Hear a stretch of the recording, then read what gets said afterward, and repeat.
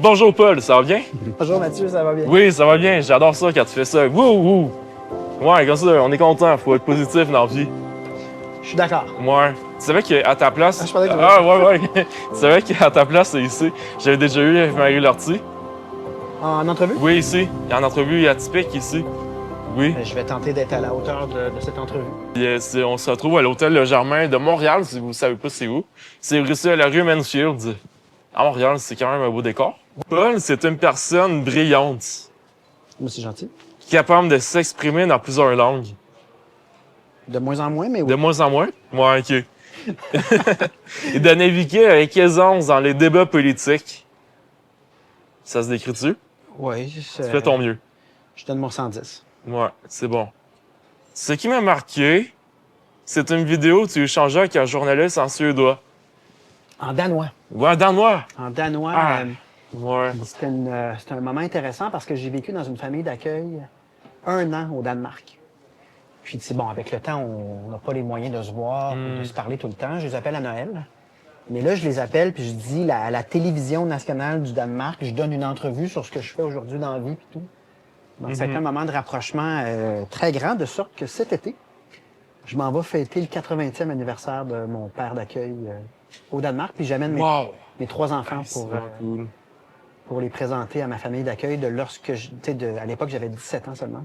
Ben oui, mais t'es quelqu'un de proche de ton peuple aussi, là, tu sais. Aussi, là.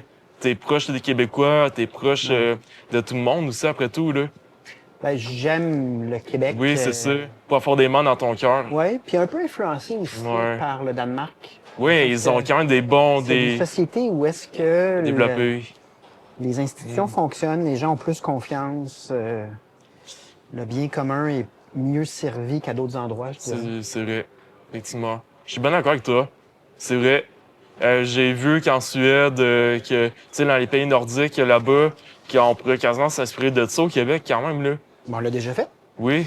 Quand René Lévesque forme le savais premier pas. gouvernement du Parti québécois, on est en 1976, les péquistes de l'époque sont fortement inspirés de ce qui se passe en Scandinavie et veulent donc donner à tout le monde un minimum de services, puis se posent des questions sur comment on peut améliorer la qualité de vie des gens, mais la Scandinavie a toujours eu une influence. Un pas d'avance sur les autres. Sur le Québec. Ben, ils sont très... Des fois, ils se trompent, là, ils n'ont pas toujours raison, mais ils sont très innovateurs. C'est-à-dire que devant la possibilité d'essayer quelque chose, le plus souvent, ils l'essaient. Quitte à reculer après, mais ils n'en font pas une discussion. Tu sais, des fois, au Québec, on peut discuter de 10-15 ans de quelque chose, puis à la fin, on n'a toujours pas tranché. Puis ça finit par avoir une trop grosse somme d'argent de dépenser.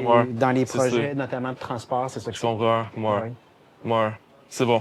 Ben, ce que je trouve remarquable chez toi, ben, premièrement, Paul, c'est que il y a peu d'aspirants au premier ministre qui réussissent à créer ce genre de moment. Parler en danois, parler avec des pays nordiques. J'ai pas souvent vu ça. Ben, depuis que je suis né. Oui, c'est parce que je suis un drôle de produit en politique. Je suis un peu différent. À ma manière, je suis atypique. J'adore. Atypique 101. Yes! Mais c'est vrai que j'étais atypique. Tu sais, j'ai passé pas mal ma vingtaine partout sauf au Québec. Puis ça influence plusieurs des choses que je fais ou que je dis en référence à d'autres modèles ou d'autres choses que j'ai vues de par le monde. Donc, j'ai pas le profil typique, non, pour la politique. Mais en même temps, j'étais avocat, j'avais fait un peu de médias, donc je suis pas complètement différent, mais c'est vrai que ma vingtaine est originale. J'ai plein d'histoires à coucher dehors, dans plein de pays, toutes sortes d'anecdotes.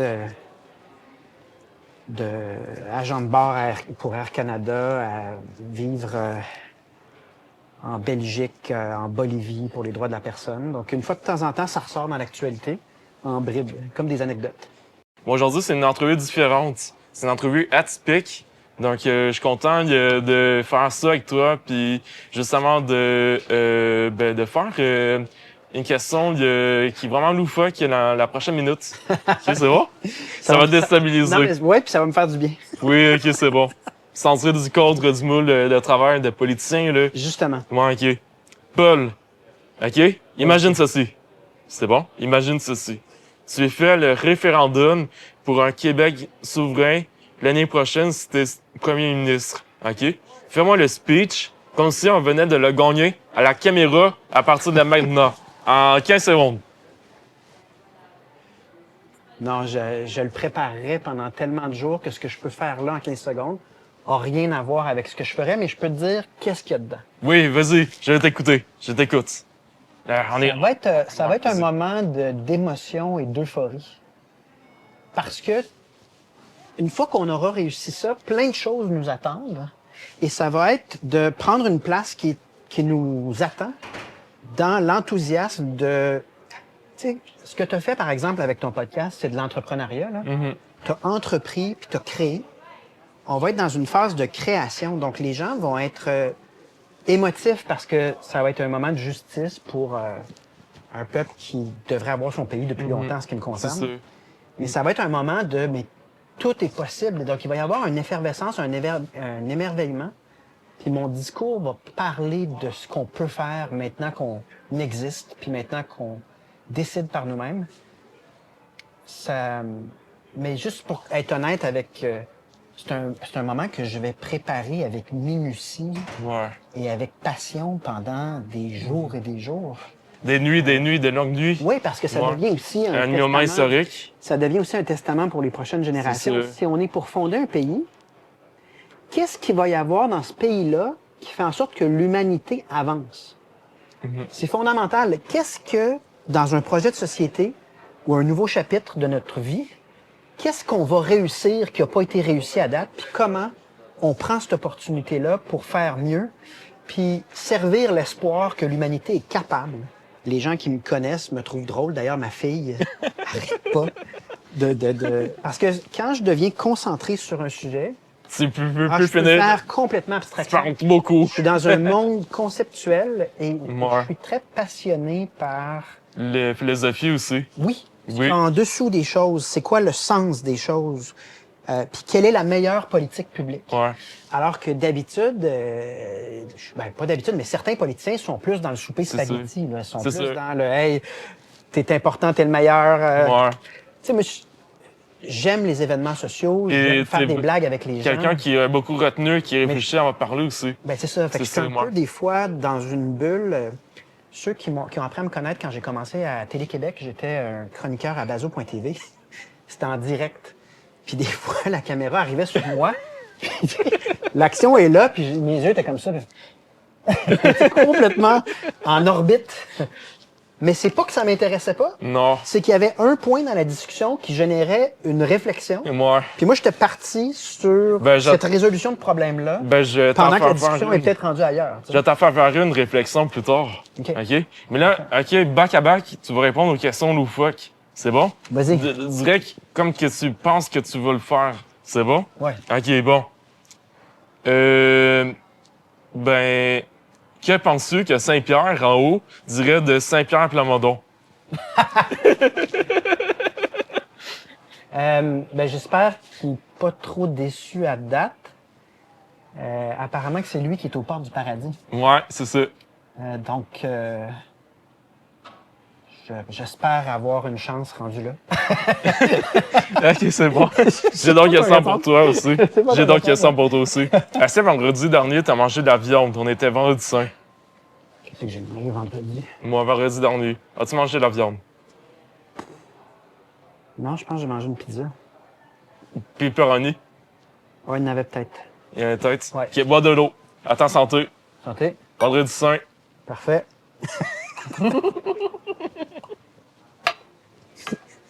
Attention, ne cache pas la gorgée d'eau, là. C'est fait. OK, c'est bon. Yo. Ma fille m'a dit, c'est quoi mon slogan de campagne? Donc, ma fille a 7 ans. Oui. Puis elle a dit, Pa, j'ai trouvé comment tu vas gagner ta prochaine campagne électorale. Personne n'y a pensé. Je dis, OK, c'est quoi ton idée?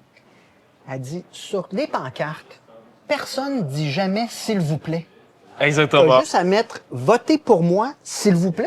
C'est le mot magique. Puis là, On j'ai l'apprend ça à nos enfants. J'ai dit, dis-le pas à personne, c'est un secret parce qu'il faut pas que ça tombe entre les mains de nos adversaires. Elle dit, parfait, on met Mais là, tu l'as dit à la caméra, là. Ouais, mais je pense pas À 7 ans, on va la garder d'écouter le podcast. Ouais, bonne idée. Elle va rester dans, C'est bien sous terre. dans cette histoire-là. Ouais, OK. Ben, OK. Préfères-tu? Mais d'ailleurs, c'est ça, il va falloir que Oui. j'explique pourquoi j'ai pas mis, s'il vous plaît. Oui, vas-y. Non, mais rendu à l'élection, je doute Ok. que notre slogan soit ni celui du Costco, ni... Non, ça sera aucun des En tout deux. cas, si c'est un des J'espère qu'il n'y à aura la pas de maison, potin. posez-vous des questions, il n'est pas trop tard. J'espère qu'il n'y aura pas de potin de ça. Non plus, non OK. plus. Ben, la prochaine question, loufoque, c'est préfères-tu devoir gérer quelqu'un de ton équipe qui se fait une manucure en pleine période de questions ou quelqu'un qui a une mauvaise haleine dans ton équipe? Quel genre de personne entre les deux préfères-tu devoir Mais ça, les gens qui me gérer? connaissent savent très bien que la manucure, pendant qu'on est supposé travailler... Ça passe pas. Ah non, ça n'a rien à voir avec la mauvaise haleine, là. D'accord. Je suis un chef quand même exigeant, dans le sens Ouais. où je suis exigeant pour moi-même, je suis Ok. exigeant pour les autres. Pas tant parce que ça me tente, mais c'est parce que je suis conscient de la mission qu'on porte, puis de l'importance ou la différence entre réussir puis échouer vis-à-vis la suite des choses au Québec. Donc, ça me rend... n'importe qui a travaillé avec moi dans mon équipe te dira que c'est sûr que la réponse, tout le monde répondrait que c'est la manucure. Moi, avec l'autisme, j'ai souvent l'impression que je dois créer mon propre ordre de choses pour fonctionner dans la société. Est-ce que tu penses qu'une personne autiste pourrait faire ce que tu fais dans la vie? C'est drôle, parce que quand tu as dit ça, la première, j'avais le goût de te demander, OK, explique-moi, puis tu vulgarises comment tu dois créer ton propre ordre des choses, parce que ça vaut la peine d'être expliqué, puis comment, de ton point de vue, tu dois créer un nouvel ordre des choses à chaque fois dans ta vie. Mais quand que tu pars un projet, ben puis que quelqu'un veut justement... Tu sais, quand quelqu'un part un projet, sort du moule, le moule du cadre de la société, Ouais. veut partir un projet, mon départ, c'était pour mettre en lumière les commerces locaux de mon quartier. Mes parents savaient pas ce que j'allais devenir. Fait que pour créer un nouvel ordre de choses, ce que je veux dire par là, c'est d'essayer de sortir de ce moule-là. Tout le temps, Essayer de toujours vouloir sortir de ce moule-là. Mais tu sais, en début d'entrevue, on a dit que les deux, on avait un caractère atypique. Aussitôt que tu es en dehors du moule, Ben là, tu te fais juger. sauf que de mon point de vue, moi, ce que je te soumets, Oui, vas-y. c'est que souvent, les plus belles histoires sont en dehors du moule. J'adore ce que t'as dit. J'adore ça. Parce que C'est les... je pense qu'à la base, Je pense que c'est les neurodivergents qu'ils ont fait avancer la société. Les personnes, les autistes, ils ont fait avancer vraiment imaginablement la société. Ils ont vraiment en innové. tout cas, oui, en effet, tu arrives avec Oui. un angle complètement différent, donc ta contribution est différente. Oui. Mais je pense que ce qui arrive dans notre société d'aujourd'hui, c'est que le courant de pensée dominant, c'est la maximisation de son bonheur et de son plaisir C'est ça. maintenant. On pense pas à long terme. Mais si tu te poses la question, qu'est-ce qui donne du sens à ta vie ou qu'est-ce qui donne du sens à ma vie, il y a des formes de difficultés, puis il y a des situations difficiles à vivre, mais qui sont justifiées par une démarche qui a du sens. Donc, je ne sais pas si partir ton podcast, ça a été difficile, puis ça a été beaucoup d'obstacles. Ouais, Mais une fois que tu passes à travers ça, ce que tu fais a du sens et ça rend, tu sais, on s'en rend pas compte, mais... ça donne une valeur à la vie, là, Ouais. de poursuivre une quête de T'sais, sens en étant différent. Tu sais, je t'avoue que même moi, aujourd'hui, ben, je me rends pas compte de tout ce que je fais. Mais puis les gens sont impressionnés. Dans ma tête, j'ai pas ce sentiment-là de... Tu sais, comme... J'ai tout le temps les deux pieds sur terre. Je sais pas comment est-ce que je peux faire pour faire ça. Je sais pas si c'est un syndrome d'imposteur ou si c'est juste quelqu'un qui veut faire avancer les choses juste au nom de... Pas de Mathieu Caron, mais tu sais, juste quelqu'un a aidé à faire avancer la société à sa manière. Ouais. J'ai une dernière question pour toi, OK? Ouais. Quand Laurette, Maurice et Henri seront dans la quarantaine, qu'on leur demandera qu'est-ce qui les rend le plus fiers d'être des enfants de Paul et Alexandra, que sais-tu qu'ils te répondent à la caméra? Et que je les aime. Tout le reste n'a aucune importance. La seule ambition que j'ai pour mes enfants, à chaque fois que je parle de mes enfants, ça... Non. Mais tu sais, au fond, la politique avec des enfants dans le bas âge, c'est un enjeu. Là, tu sais, Et au fond, tout ce qui reste de ça, puis c'est la plus belle richesse. Tu sais, on n'est pas à une époque où les familles ont 3 enfants. Là. Je pense que la moyenne, c'est 1,4 par couple. Donc, on n'a pas beaucoup d'enfants en ce moment. Mais moi, j'ai jamais vu une affaire aussi passionnante que voir un enfant grandir. Et tout ce qui compte, avec mon caractère atypique, ma job atypique, puis tout ce que ça implique pour eux, c'est que je les aime. Puis qu'ils le savent, puis qu'ils vont vivre leur vie dans cette sécurité émotive d'être soutenus. Dans leurs différences à eux aussi, parce qu'eux aussi vont être atypiques. D'ailleurs, ils se ressemblent pas. Là. C'est fou comment tu peux avoir 3 enfants, puis tu te demandes comment ça qu'ils peuvent être aussi différents l'un de l'autre. Mais l'amour des enfants, le fait de consacrer du temps pour les éduquer, parce que éduquer un enfant, c'est pas juste lui dire oui puis donner de l'amour de manière aveugle. Là. Des fois, il faut que tu dises là, non, c'est pas le même, puis je vais t'équiper pour que tu sois prête à prendre ta place en société en comprenant les codes, en comprenant ce qui se fait puis ce qui se fait pas. Mais cet investissement de temps-là, cet amour-là, si tu me poses la question à 40 ans, moi, tout ce qui m'intéresse, c'est qu'ils savent que je les aime, puis ils feront leur vie suivant leur propre choix dans Tu touches du cet bois? amour-là. Je touche du bois. Ouais, tu touches du bois. Check en arrière. En arrière. Atypique. Oh wow, OK, mais ça a été fait pour toi. Ouais. Tu vas leur acheter ça. Je vais leur ressortir ta montre. Ouais, c'est ça, atypique. Mais qu'est-ce que t'as mis des entrevues atypiques, Paul? Écoute, ça me fait du bien, ça me sort de... Ça te rend plus humain. Ça, Plus c'est ça deux me pieds sort sur terre. de mon quotidien. Tu sais, moi, Ouais.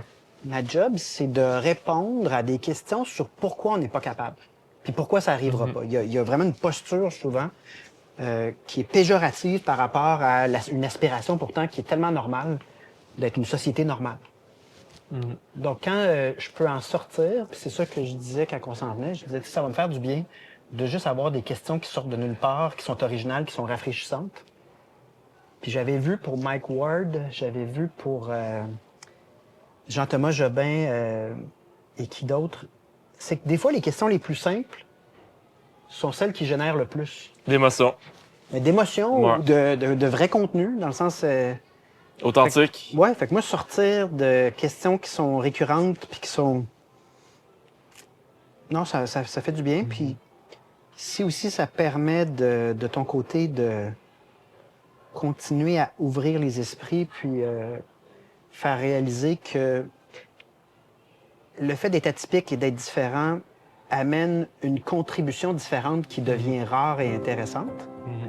C'était ton point de tantôt aussi sur la contribution, que ce soit scientifique ou à la société, mais Ouais.